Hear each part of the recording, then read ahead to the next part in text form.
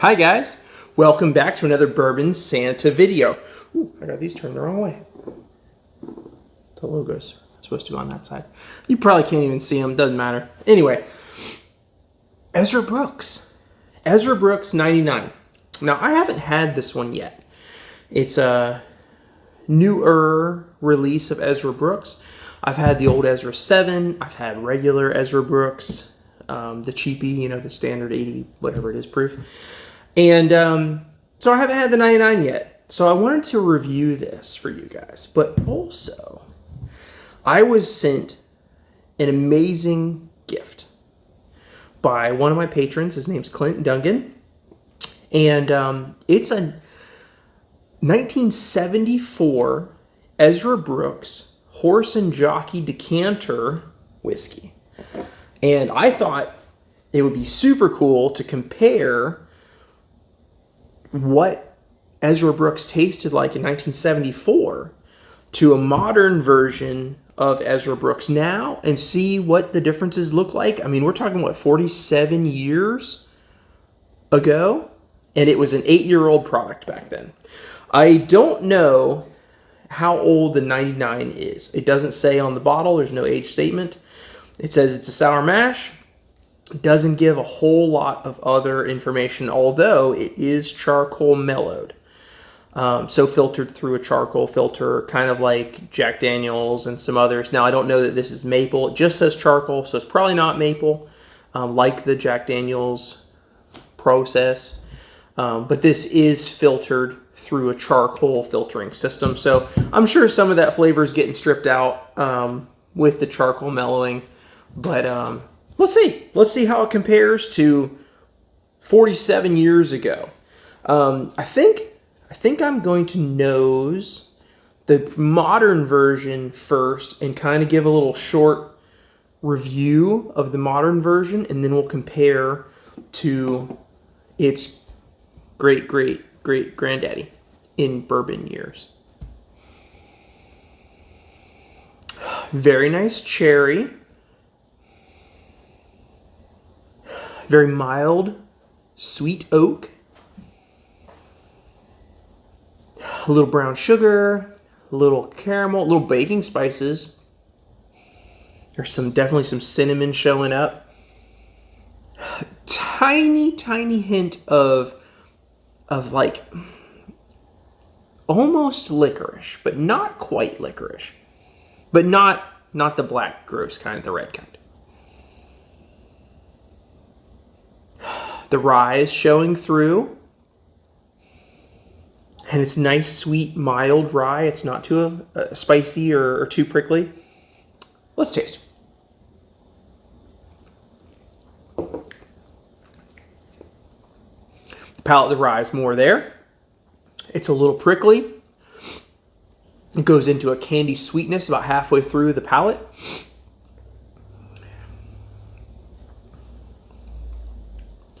The finish is nice. It's it's caramel, or maybe somewhere between caramel and molasses. It's creamy and smooth, and the feel of the finish is nice and viscous, and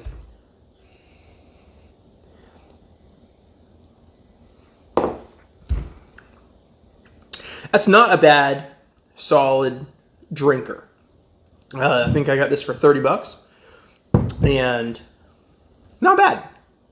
It's not a wow whiskey in any way. It's just your basic standard bourbon notes.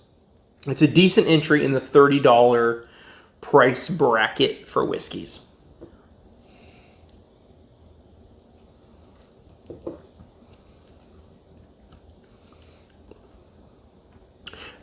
The spice level is nice. It has a nice spice, but the flavors are a little muted on the palate and a little flat. So, $30, not bad. I honestly can't fault it for $30. It's a drinker. It's a daily drinker. It's not a celebration whiskey. It's not a bring this over to your friends and impress them whiskey. It's just not. It's not that kind of animal. So, let's see how it holds up against the 1974 Ezra Brooks. Now, right away, I can see that the 1974 is much darker in the glass. It's just way darker by several different levels. Oh, okay. The nose is a completely different animal.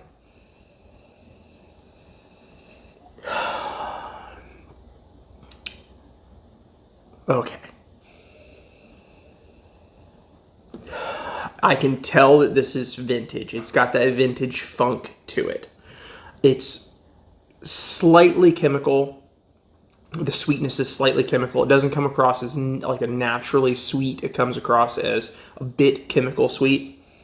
A little bit of that, like metallic aluminum ding to it, where it's that metallic kind of sugar, which comes across, clearly as artificial sugar. And I get that on some copper pot stilled products. So I have no idea how they were making this in 74. That was before I was born. So who knows? They may have been copper pot stilling this, but I wouldn't be surprised from the nose if this was copper pot still. There's a vanilla sweetness that's absolutely wonderful, hanging out behind that artificial sweetness. Very light on the oak side. Hardly any oak is really showing. I have to really, really reach for it. There's a bit of date or something very dark and crumbly and waxy and savory. I gotta tell you, this reminds me a lot. Now, I don't know if it's because it was in a decanter for who knows how long, or the age range of it, but I've tried a Jameson from the 70s, and I've tried a Redbreast from the 60s. And I'm getting some of the notes that I found on those vintage whiskeys in this glass. And that's kind of tripping me out, because obviously those are Irish, which also leads me back to perhaps they were using a copper pot still back then.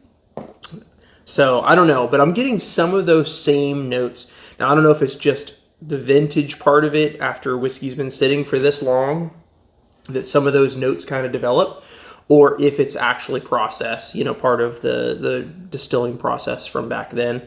I don't know what it is, but I'm finding similarities here to those, which is tripping me out. The longer this is in the glass, the nicer it's getting. It's just getting prettier. That chemical note is still there, but it's a little less. And the vanillas and the brown sugars and some of those traditional bourbon notes are kind of bubbling to the forward more. There's a hint of a red fruit somewhere near strawberry, somewhere between strawberry and like fresh grapes. Or not grapes, I'm sorry, cherries. Like the ones you'd get from the produce section of the store, not in a jar, the actual real cherries. Yeah, I'm leaning more towards cherry than strawberry, but it's like in between. Anyway, let's taste it and see what this thing does.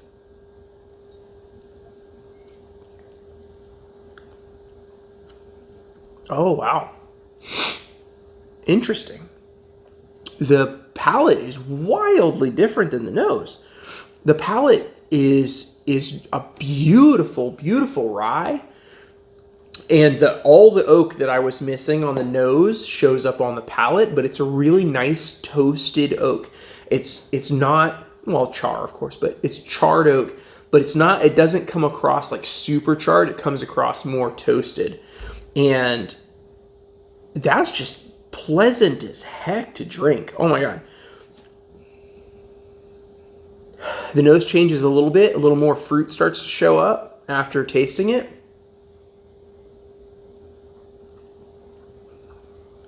Oh, that is so nice. Just the rye and the oak and the vanilla are just beautiful all the way across that. Wow.